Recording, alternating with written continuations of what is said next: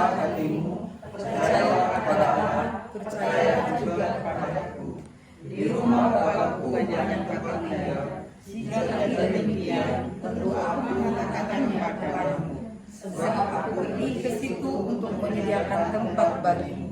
Dan apabila aku telah pergi ke situ dan telah menyediakan tempat bagimu, aku akan datang kembali dan membawa kamu ke tempatku, supaya di tempat di mana aku berada, kamu pun berada. Demikianlah sabda Tuhan. Syukur kepada Allah. Jangan sedih, jangan takut, jangan khawatir, jangan ragu. Percayalah, ketika aku pergi ke sana, itu bukan berbicara tentang ketiadaan, bukan berbicara tentang sesuatu yang musnah seperti embun di atas daun di pagi hari, bukan seperti itu. Justru aku pergi untuk menyiapkan sebuah tempat yang akan berbicara tentang kehidupan setelah kematian, berbicara tentang keabadian, hidup di dalam rumah Bapa. Nah, Bapak, Ibu, dan Saudara yang dikasihi Tuhan, ketika kita berbicara saya sebagai manusia, kita selalu mengaitkan diri kita dengan apa yang namanya imago Dei. Apa itu imago Dei? Image, imago. Itu gambar atau citra. Dei itu Allah. Berarti kalau imago Dei berbicara tentang gambaran Allah, citra Allah. Melihat saya, Bapak Ibu sedang melihat citra Allah, gitu ya. Melihat Bapak Ibu, saya sedang melihat citra Allah. Karena Tuhan membentuk kita, Sang Pencipta itu membentuk kita serupa dan segambar. Imago Dei. Bahkan Yesus sendiri mengatakan masih di pasal yang ke-14 ayat yang ke-7, sekiranya kamu mengenal aku, Yesus, pasti kamu juga mengenal Bapakku, Allah itu. Sekarang ini kamu mengenal Dia, Allah itu, dan kamu telah melihat Dia. Di mana kamu melihat Dia? Di dalam aku, diri Yesus Kristus ini. Yesus juga memperkenalkan dirinya kepada para murid sebagai imago Dei, sebagai gambaran Allah.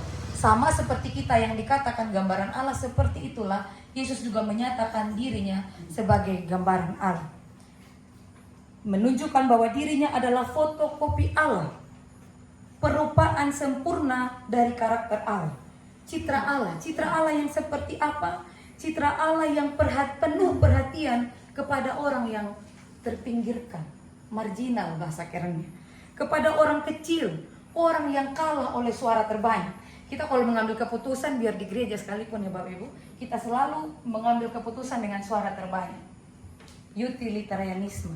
Padahal biasanya itu membentuk apa yang namanya itu kekerasan kolektif. Nah, orang-orang yang seperti itu menjadi perhatian Allah di dalam tubuh atau diri Yesus Kristus. Lalu Yesus juga melakukan peristiwa penyembuhan. Itu isi hati Allah yang tercitra dalam dirinya. Dia membuat sekali banyak perbuatan yang tidak masuk akal, mujizat, air menjadi anggur, dan seterusnya. Bahkan perhatikan, Bapak Ibu pernah mendengar istilah imago humano?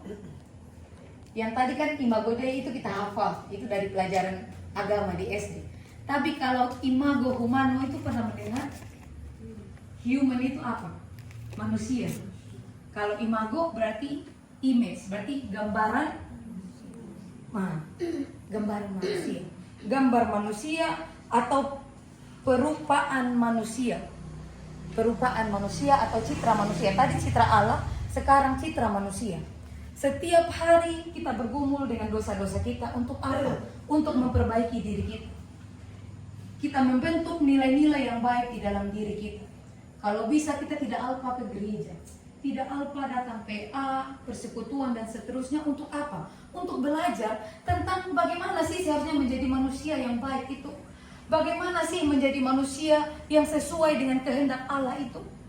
Nah, pada malam hari ini Bapak Ibu, yang akan kita lihat dari diri Yesus bukan imago Dei-nya, tetapi kita mau melihat imago humano yang ada dalam diri Yesus. Manusia yang utuh, kita terdiri dari beberapa hal dalam diri kita. Yang pertama itu fisik, yang kedua itu mental, yang ketiga itu sosial, dan yang keempat itu spiritual. Menjadi manusia yang sempurna haruslah menjadi manusia yang utuh. Nah, tugas para pendeta, para gembala itu bagaimana menjaga, terus mengembalakan, terus mendampingi jemaat supaya sehat dalam keempat aspek itu. sehat secara fisik, sehat secara mental, sehat dalam sosial, dan sehat secara spiritual. Nah, apa itu fisik? Fisik itu bagian luar dari diri kita yang tampak, bisa disentuh, bisa diukur. Misalnya kita memeriksa kadar gula darah, kolesterol, nah itu fisik. Nah, faktor pendukung fisik kita itu sandang, pangan, istirahat, olahraga yang cukup, metabolisme yang baik. Nah, apakah ini ada dalam diri Yesus? Kita menemukan ya Bapak Ibu ya. Di dalam masa-masa menuju Pentakosta ini, setiap bacaan firman selalu diawali dengan Yesus makan. Sedang makan bersama dengan muridnya. Berarti ini adalah salah satu hal yang mengutuhkan tubuh Yesus sebagai citra manusia yang sempurna tadi. Yesus spiritual, keberadaan di luar diri yang tidak tampak, tetapi itu lebih berkaitan dengan hubungan dengan Tuhan. Jadi kita sebagai manusia ini ada tingkatan. Ada yang namanya agama, yang itu masih di bawah, tetapi spiritualitas itu yang tertinggi. Kalau agama kita masih di dalam kotak-kotak.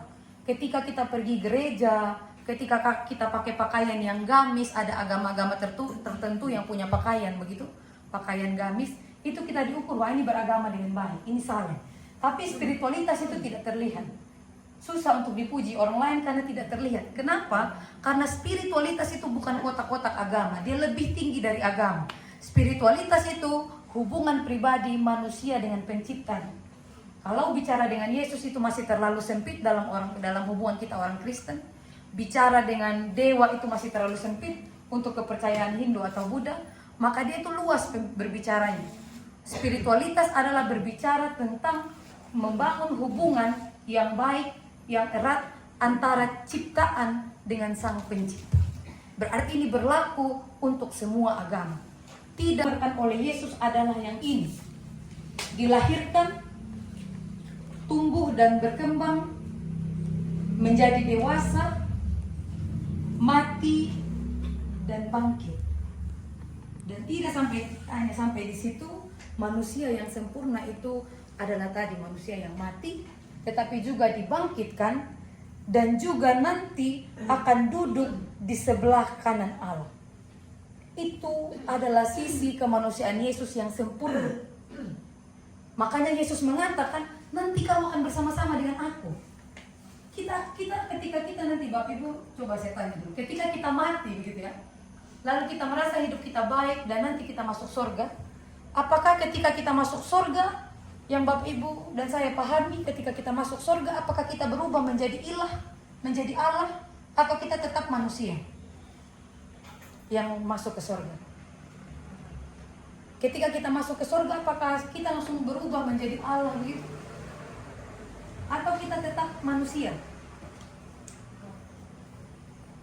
Ketika kita mati, Tuhan datang kembali menghakimi, yang ini hidup kekal di dalam surga, yang ini mati kekal di dalam neraka, dalam penyiksaan. Menurut Bapak Ibu dan Saudara, ketika kita masuk surga itu, apakah kita sudah berubah menjadi Allah begitu, ilahi begitu?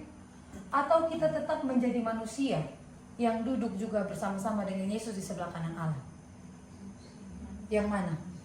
Manusia. Tetap menjadi manusia yang duduk di sebelah kanan Allah.